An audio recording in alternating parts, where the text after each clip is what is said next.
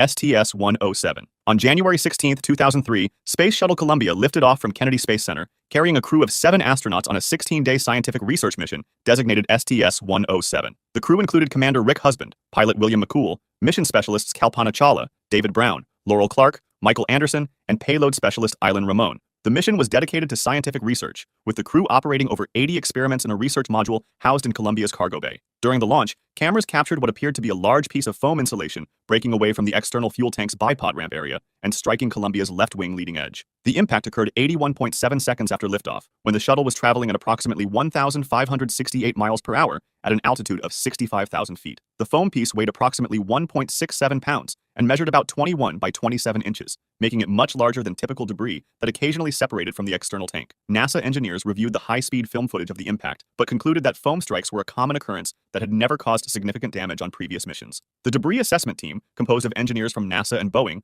requested high-resolution images of Columbia's wing from military satellites or telescopes to assess the extent of any damage. However, shuttle program managers denied this request, stating that even if damage was found, nothing could be done to repair it since Columbia was not equipped for major repairs and could not reach the International Space Station. This decision would prove fatal, as the foam strike had indeed caused serious damage to the wing's thermal protection system. The impact had created a hole approximately 6 to 10 inches in diameter in one of the reinforced carbon-carbon panels that protected the wing's leading edge during re-entry. For the next 16 days, the crew conducted their scientific experiments completely unaware that their spacecraft had been fatally damaged. They completed all planned research activities, working in shifts around the clock to maximize the scientific return from their mission. Their daily communications with Mission Control were routine and upbeat, with no indication that anyone suspected a problem with the shuttle. On February 1, 2003, Columbia began its re-entry sequence over the Pacific Ocean, firing its orbital maneuvering system engines to slow down and drop out of orbit. As the shuttle descended through the upper atmosphere at over 17,000 miles per hour, it began encountering the first wisps of atmospheric gas that would gradually slow it down through friction. At first, the re-entry proceeded normally, with the crew following standard procedures for landing at Kennedy Space Center. However, as Columbia descended through increasingly dense atmosphere, superheated plasma began flowing through the hole in the left wing's leading edge.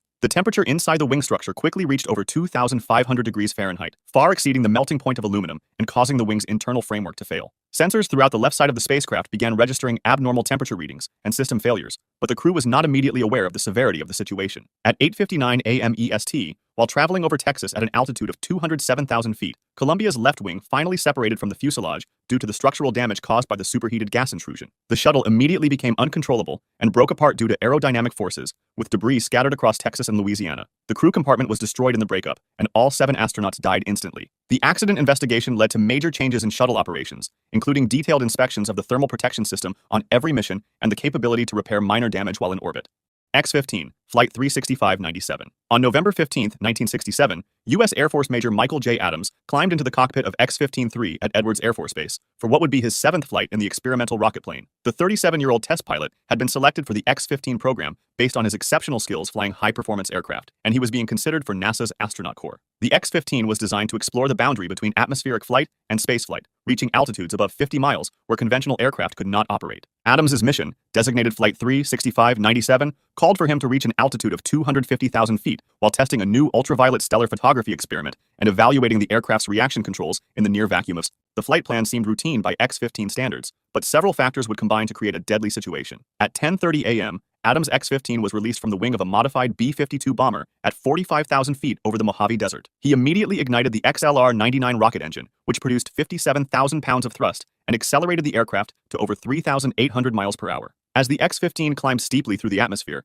Adams reported normal engine performance and aircraft handling. The rocket plane reached its planned altitude of 266,000 feet, officially entering space, and making Adams the first person to die during a spaceflight. However, during the high-altitude portion of the flight, something went wrong with the aircraft's attitude control system. The X-15 began an inadvertent yaw motion that Adams initially didn't recognize because the thin atmosphere at that altitude provided almost no aerodynamic feedback. The spacecraft's reaction control system, designed to provide control in space, was not functioning properly, and Adams found himself in a slowly developing emergency that would prove fatal. As the X-15 began its descent back into the atmosphere, the yaw motion became more pronounced, causing the aircraft to enter a spin. Adams attempted to correct the problem using the aircraft's conventional aerodynamic controls, but at such high altitude and speed, they were largely ineffective. Ground controllers at Edwards Air Force Base tracked the aircraft's erratic flight path on radar and tried to provide guidance, but communications were intermittent due to the plasma sheath surrounding the hypersonic aircraft. As the X-15 descended through 200,000 feet, it began encountering thicker atmosphere, which should have allowed Adams to regain control using conventional flight controls. However, the aircraft's angle of attack had become so extreme that it was essentially flying sideways through the air at over 3,000 miles per hour. The aerodynamic forces on the aircraft were enormous and increasing rapidly as it entered denser air. At approximately 65,000 feet altitude, while traveling at Mach 3.5, the X-15 encountered G-forces that exceeded the structural limits of both the aircraft and the human body. The aircraft began to break apart under the extreme aerodynamic loads, with pieces separating from the main fuselage. Adams, subjected to forces exceeding 15 Gs, likely lost consciousness before the aircraft's final breakup. The main wreckage of X-15-3 impacted the ground near Johannesburg, California, creating a crater several feet deep. Adams's body was found still strapped in his ejection seat, but the seat had never been activated. Investigation revealed that the aircraft's adaptive flight control system had malfunctioned during the high-altitude portion of the flight, initiating the yaw motion that Adams was unable to correct. The tragedy led to improvements in pilot training for high-altitude flight and better backup control systems for spacecraft operating at the edge of the atmosphere. Adams was posthumously awarded astronaut wings for his flight, becoming the first person to earn them by dying in space. If you enjoyed this video, subscribe for similar ones and feel free to drop suggestions for the next video in the comments.